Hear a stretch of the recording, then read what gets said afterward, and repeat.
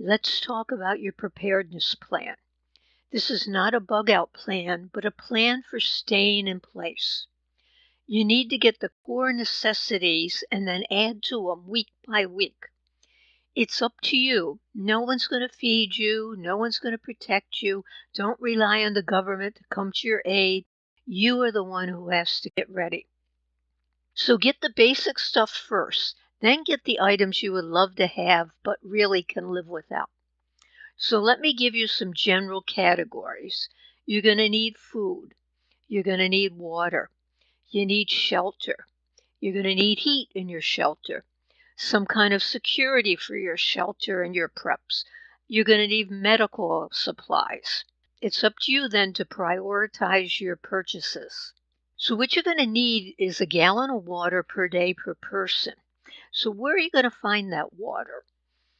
You certainly can't store a year's worth of water, so you're going to have to figure out where to get water and to get some kind of a filter for it. Most people recommend at least a 3-month supply of non-perishable food. I was recommending that at one point, and then I went to a year. Now I really feel you're going to need 3 years' worth of food.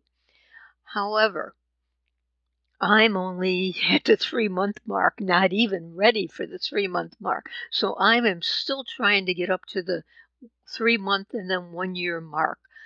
But it's doable. So plan on what you're going to do, how you're going to do it. Food sustainability is a necessity. There's not going to be any trips to the grocery store. So you're going to need some stored food. But with that stored food, you're going to have to learn how to garden. Gardening is going to be important. It's going to supplement your stored food. Eventually, you would hope your store food would supplement your gardening. You're going to have to learn how to grow microgreens and sprouts.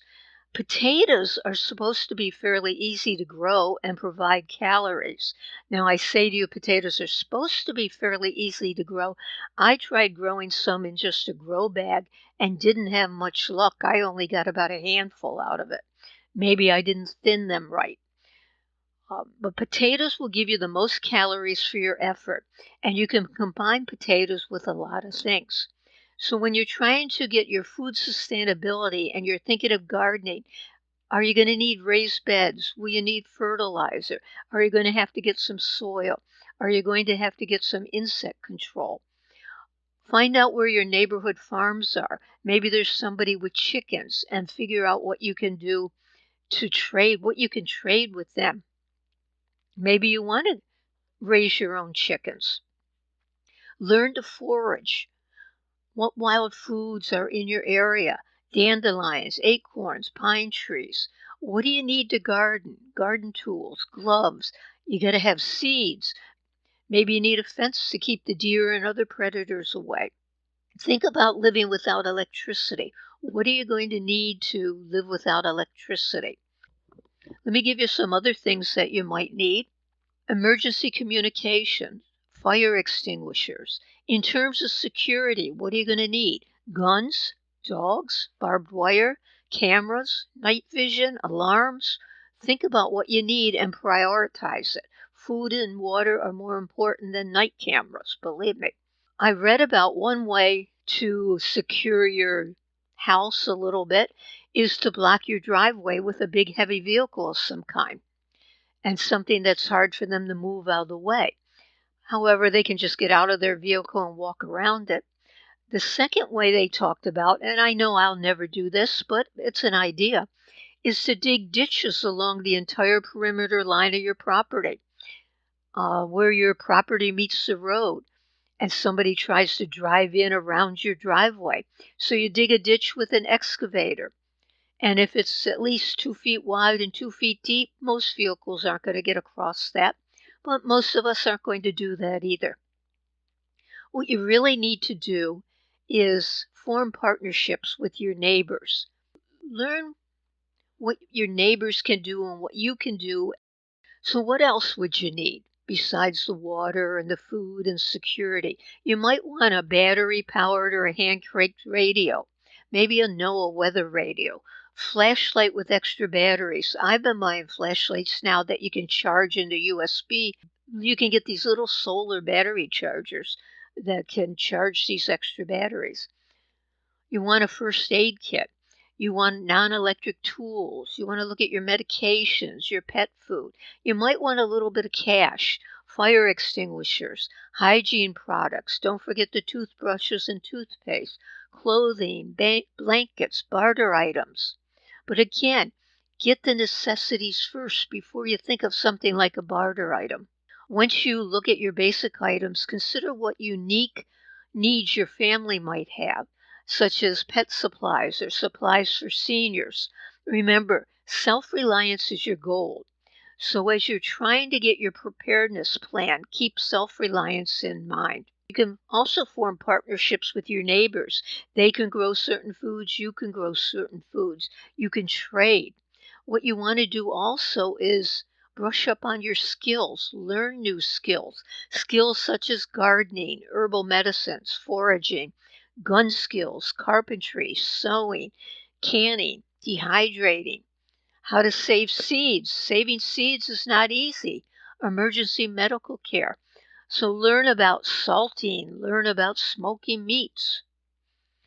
For water, you're going to need filters, rain barrels, purification tablets, bleach. You want to get spare parts, plumbing, electrical, mechanical spare parts, automotive spare parts. You might need oil and lube, maybe parts for your chainsaw, knife sharpeners. Extra batteries, matches, lighters, flashlights. I'm trying to get a flashlight in every room, and as I mentioned before, I'm using the USB flashlights that I can charge in my little battery pack. You might want a solar generator. A friend of mine said they were buying mosquito nets. Now, that's not high on my list. That'd be very low on my list, but it's something to think about. Being prepared means having your own food, water, and other supplies to last for several months or several years. You just want to make steady progress in each category over time. This is how I've been doing my prepping. Because of the times now, anything you think you'll need in the future, now is the time to buy it. Start trying to get to your 3 months of food. Then you can add to that every chance you get, and you can build up to 6 months of food. You can get some garden seeds. You can learn how to sprout. You can learn how to grow potatoes. Then you can stockpile things to barter with. So if things hit the fan, make sure you can survive. Start saving for the bigger items. If there's something big that you want, start saving for it. Check your supplies periodically. You're going to want to get maybe a notebook and write down a heading of food, water, shelter, heat, all the basic categories, and list under it what you have and maybe a page of what you want, and then you can cross that off and put it under what you have. But get your preparedness plan now. Think about living without electricity and everything you're going to need. You know, food preparation is going to be very different without electricity. You're going to need hand-operated can openers, maybe a grain mill. You're going to need like cast iron pans and pots, some kind of an outdoor cooking method, a tripod to cook over an open flame, a grill, propane stove, solar oven. All of these things are going to be different if you don't have electricity. How are you going to wash your clothes? Do you need a washboard, a large tub? We're going to be heating our house continuously in the winter with the wood stove. So how are you going to clean your chimney? Can't call in a chimney man during hard times. You're going to need hunting and fishing gear. Maybe you need a bicycle, especially if there's a farm fairly close by. You could cycle over and pick up some food in exchange for bartering some items. Maybe you just need a wagon that you could pull over to the farm. You're going to need clothing, waterproof clothing, winter clothing. So it's up to you to start preparing now and to start prioritizing your purchases. Please subscribe to my channel. Thank you very much for watching.